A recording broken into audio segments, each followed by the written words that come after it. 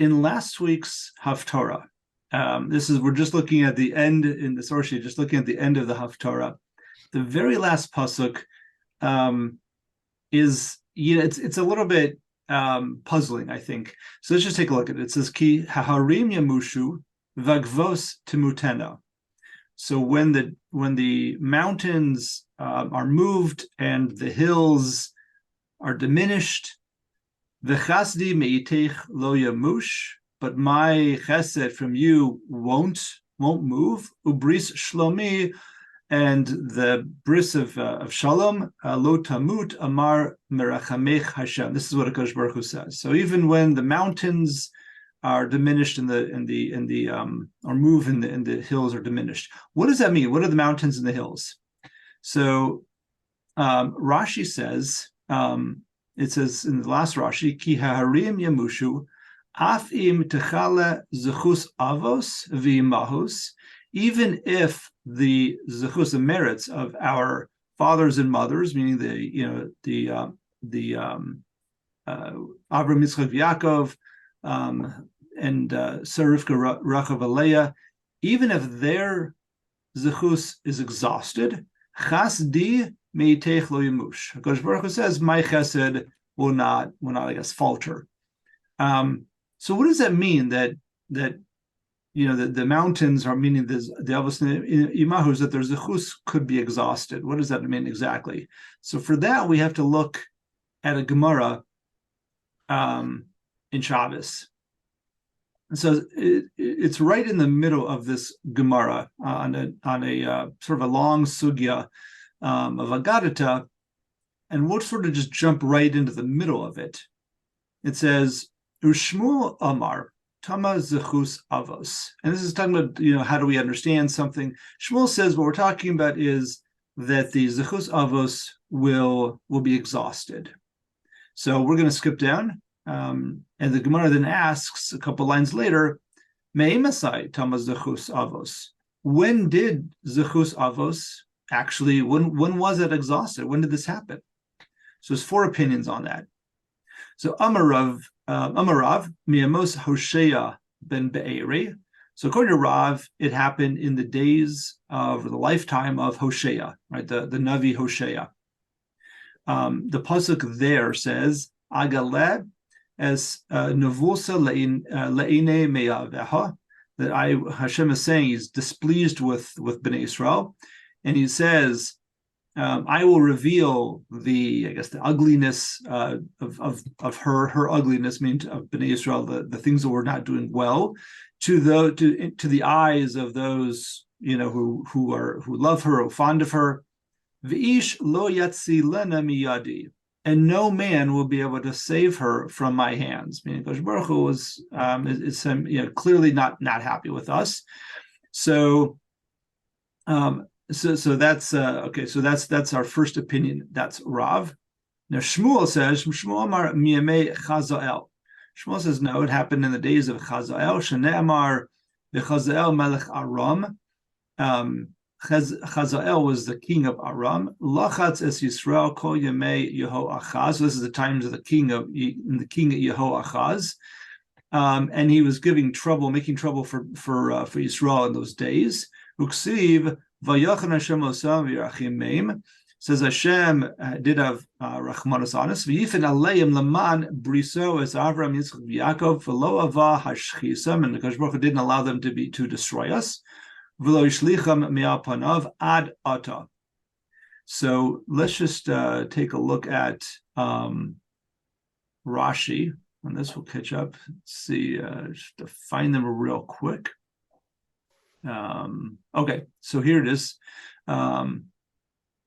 Let's take a look at Rav's as well. So in Rav it said V'ish lo yatsi lena. That was the pasuk by Hoshea, and Hashem says no man will be able to save her. She'ein od zechus la'avos she'akaluha. That meaning that when the pasuk in Hoshea says that no one can save her, that's because there's no more Zechus Avos, that has been exhausted. And therefore, because of that, there's nothing to stand in the way of a nation destroying, sending us into Galus. Now, Shmuel says that it was by Chazael. So Rashi says, "V'ifan aleim laman brisos Avram v'lo heshlichim me'alpanav ad ata," until now. So until now is what Rashi is going on of amikan ve'elach. So until now, meaning up until this point, we still have Zechus Avos, and therefore HaKadosh Baruch Hu has Rachmanas on us and saves us. However, aval mikan ve'elach hishlichem lo pana lo el bris avos. But going forward, there's no more bris avos, and we're sort of, at the will perhaps of the other nations.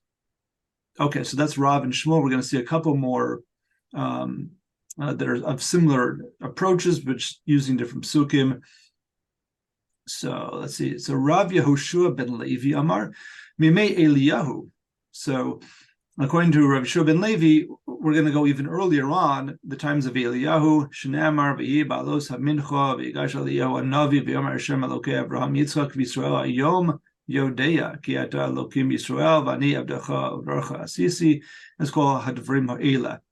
So we see clearly here where he's invoking Avram, Yitzchak, v'Yisrael, and it says Hayom Yodea. And in fact, I think if we look at Rashi says there, okay, Abraham, Yitzchak, Yisrael, Hayom Yodea, Sha'ata, Zocher Bris Abraham, Yitzchak, Yisrael, Medakamer Hayom Yodea, V'su Lo. Today, that's going to work for us. So we have the bris of Avram, Yitzchak, and Yaakov. And if further on, it's not going to Mechlad Tama because it's implied that the Zechus Avos has been exhausted. So Rashi is explaining, well, how does he understand the pasuk by Chazael that Shmuel brought? And he says no, by Shmuel. By Chazael, that was just there was a certain rachamim that we had that had nothing to do with Zechus Avos. So what we're starting to see a little bit of is there's like a couple of different pieces that are coming into play. Like what does it mean that HaKadosh Baruch Hu, or what are the mechanisms by which HaKadosh Baruch Hu will show us mercy? And Zechus Avos seems to be only one of them. And as we're about to see, there's another, there's another idea of this. So let's look at the fourth opinion. Just see here. So I think that's Rabbi Yochanan Amar Mimei Chizkiyahu, that the Zechus Avos was exhausted in the times of Chizkiyahu. Shnei Amar Lemarbe Hamisra LeShalom En Kitz Al Kisei David V'Al Mamlachto LaHachino So LaSaada.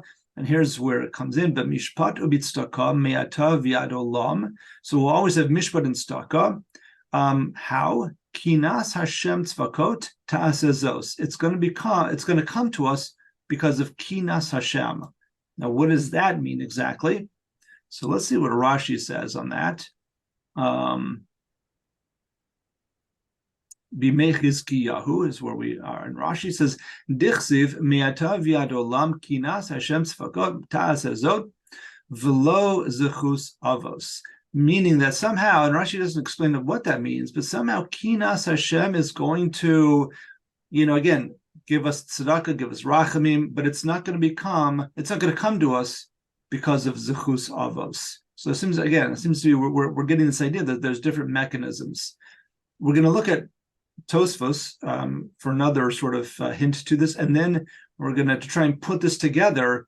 We're going to look at Reb Moshe. Reb Moshe has a piece in the Dibros Moshe where he really sort of asks this question, like, what does this mean exactly, and how do we understand Zechus Avos?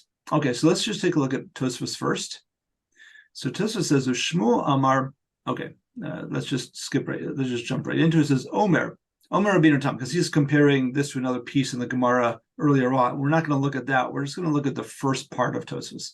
So Tosfos says, Omer Rabbeinu Tam, the Zechus Avos Tama. Rabbeinu Tam says, yeah, Zechus Avos, the Gemara is telling us that was exhausted. Aval Bris Avos Lo Tama. Now, if we saw like in Rashi almost seemed to say that Zechus Avos and Bris Avos, he didn't seem to be differentiating between the two. It seemed like Rashi understood it to be maybe the same thing or similar or something like that. Whereas Rabbeinu Tam is saying there are two different things. So he says, Dehad Ksiv V'zacharti as Brisi Yaakov af li'achar galus. So that he's quoting the pasuk in the end of Vayikra. That's, I think, Bachukosai, when we have the Tochacha, right? And then we have the pasuk that we actually quote all through Slichos and the Yomim Noraim, where we say Zachardias Brisi Yaakov, Baptist Brisi Yitzchak, right? I mean, it's Va'aretz Eskor, that whole pasuk, and Rabbeinu Tam says, "Af the Achar Galus." This is all the way at the end of the Tochacha, meaning that even when we don't do what we're supposed to do, which ends up leading to Galus, the first Galus of Galus after the Churban Bais Rishon. So even after Galus, we still have Zachartias Brisi Yaakov. So Rabbeinu Tam is saying, clearly we have this idea that there's always going to be Bris Avos. Va'anan ein anu mazkirim Zechus Avos ella habris. So we, I guess, when we daven, when we invoke the idea of the Avos, we're talking about the Bris Avos, not Zechus Avos. Okay, we're going to stop there. He goes into, like I say, he's going to connect it to a different part of the Gemara that we didn't see. But again, clearly we're seeing this delineation between Bris Avos and Zechus Avos. So let's take a look at Rav Moshe, who sort of struggles with this as well, and trying to understand, what does this mean? Okay. So here we have in Ha'ara as Vav, Daf Nun Hey, that's where we are in the Gemara.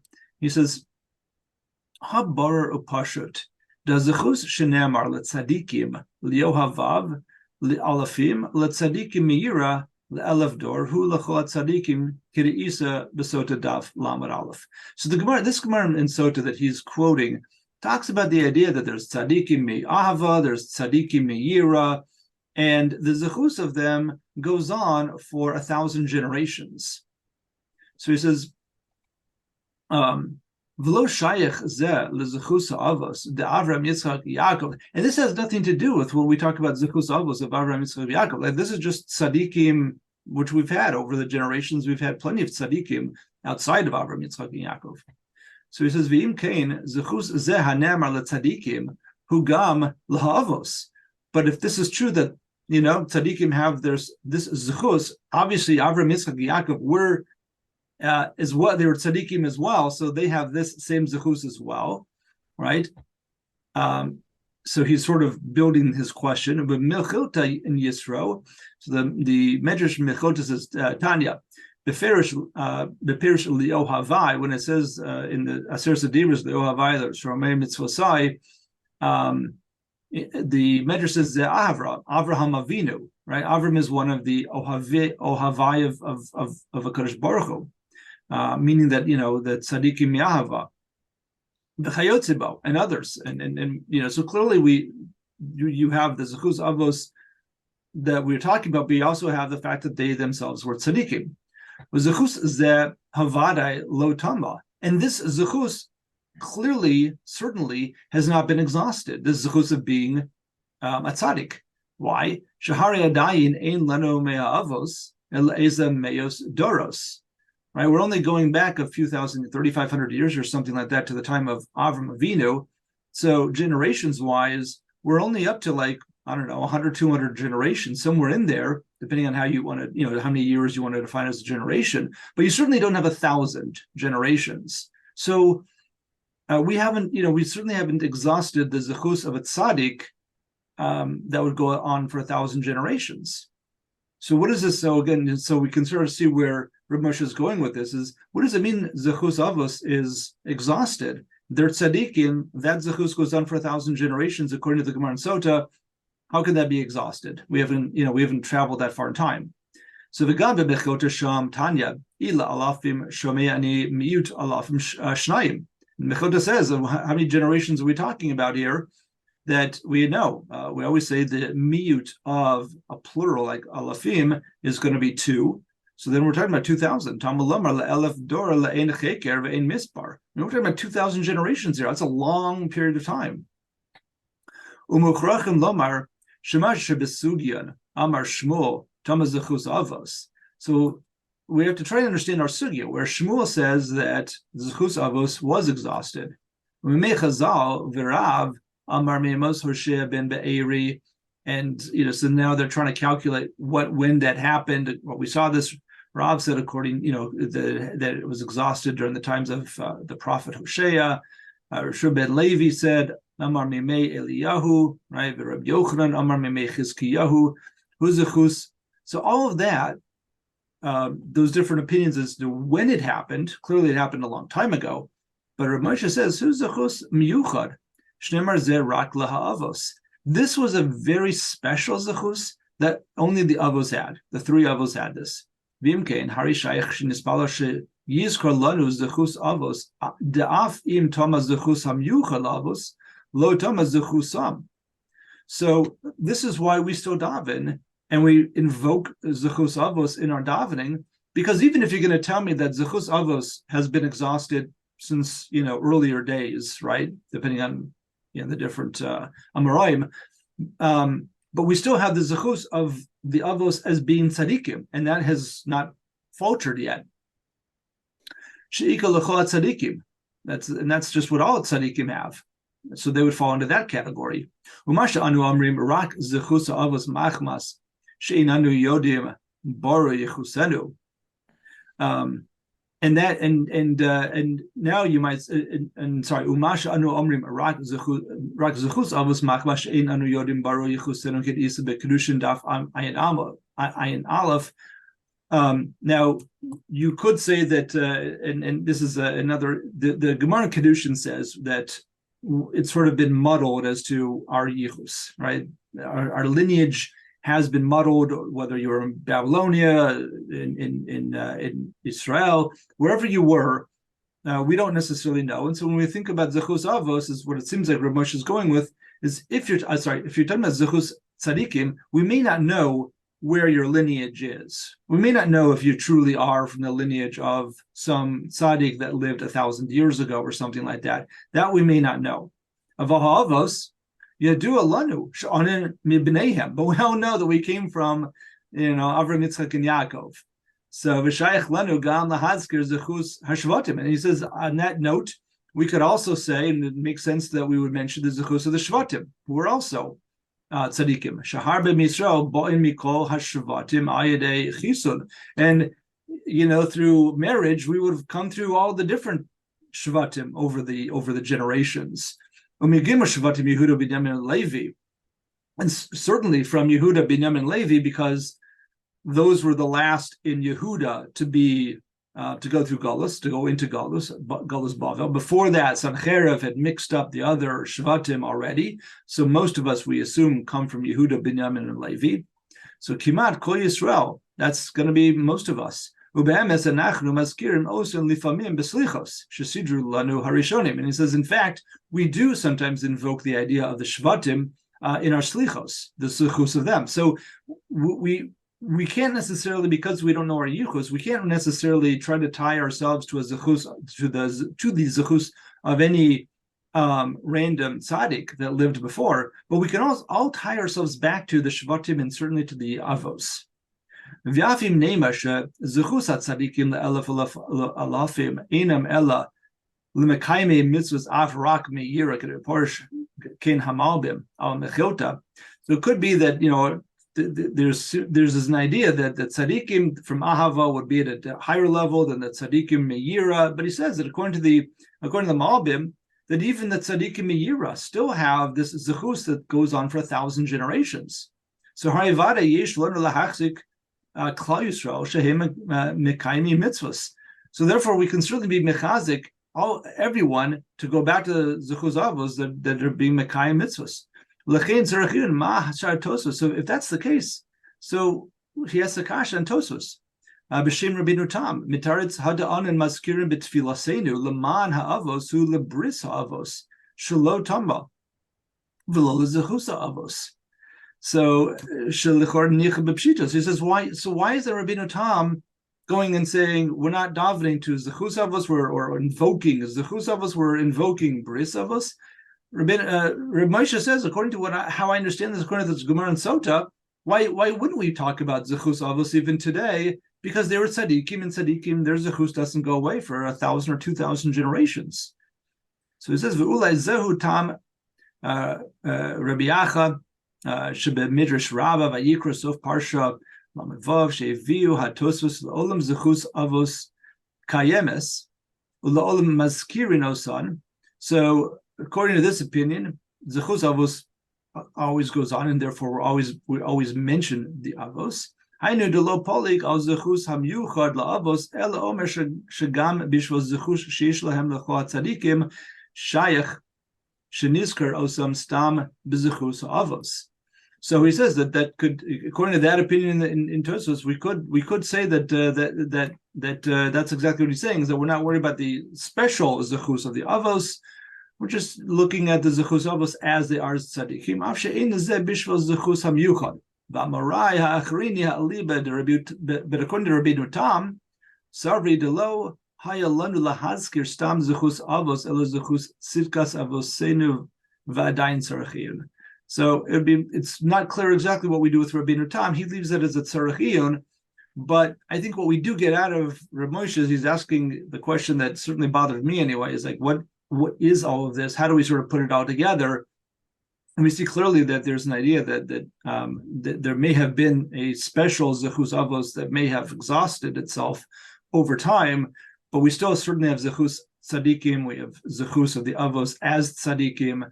It also probably gives us an idea as to why, or what the source is. Like we see a lot of people who will flock to Tzadikim for brachos when they're, difficult times. There is this idea that the power of Zechus Avos.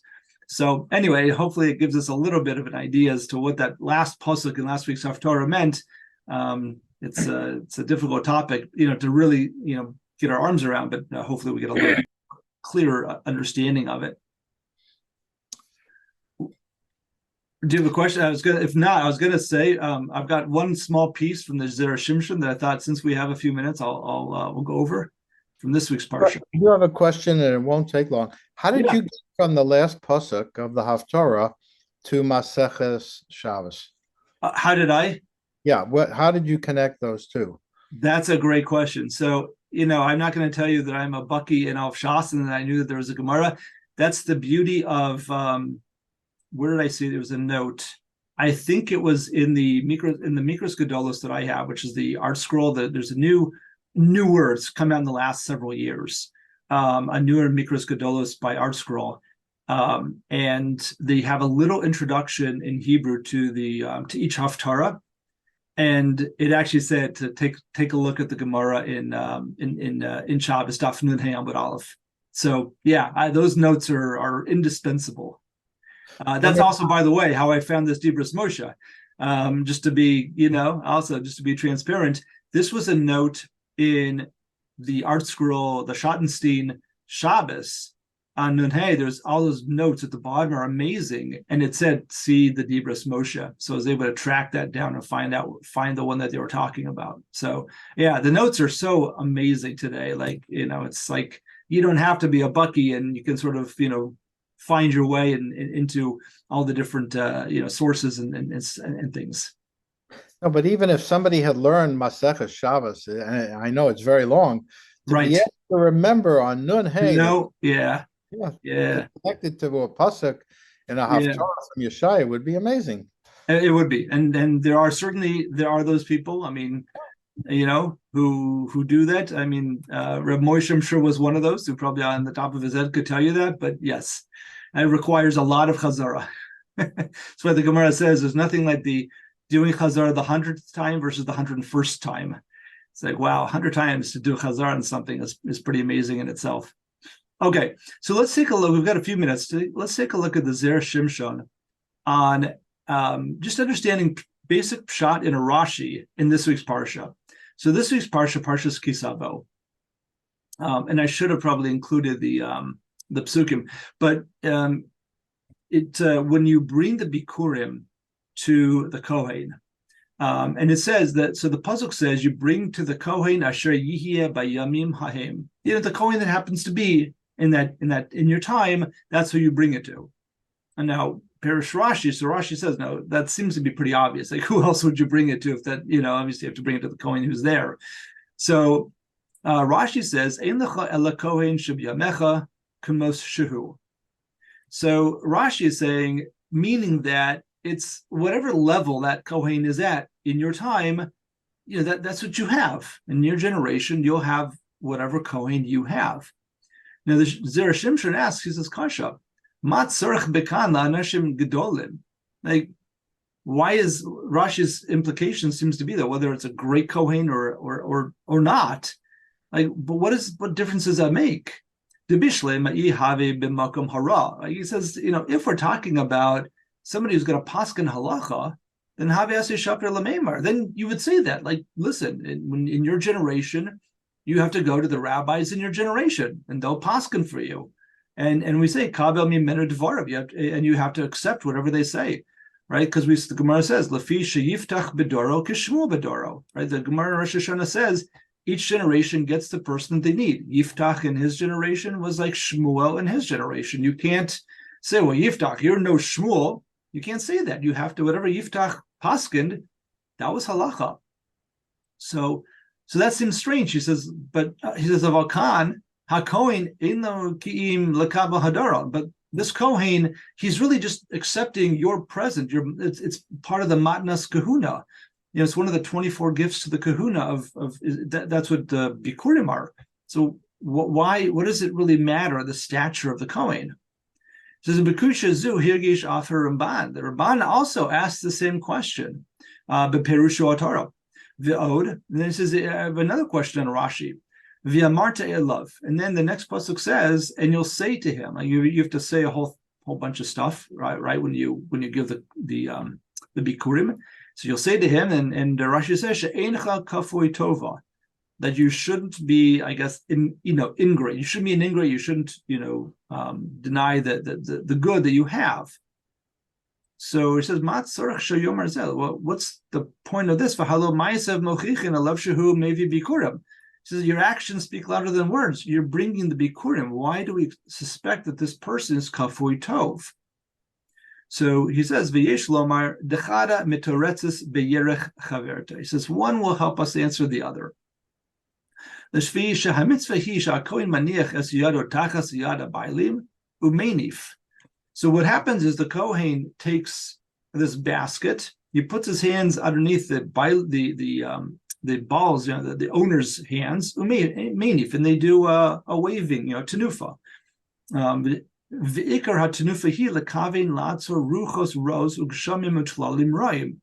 idea of this is that we want to try and prevent bad spirits, bad things from happening, and like terrible storms that are damaging, that sort of thing. That's the idea of the tenufa, is it's supposed to guard against these sort of bad outcomes. Mishum hachi itzrich lomar ein lecha ela kohen biyamecha. That's why we have to say that you have the Kohen in your days. Klomar, ein lecha lachshuv lomar v'chi haKohen hazeh choshuv v'roi lazar v'chulei. This way, in your mind, you shouldn't be saying this Kohen. He's not really such a great tzaddik. Is he really going to be able to, daven and do this properly so that it actually has the right effect, right? Ella ein lecha ella Kohen b'shibyamecha. No, you have to just go with that Kohen.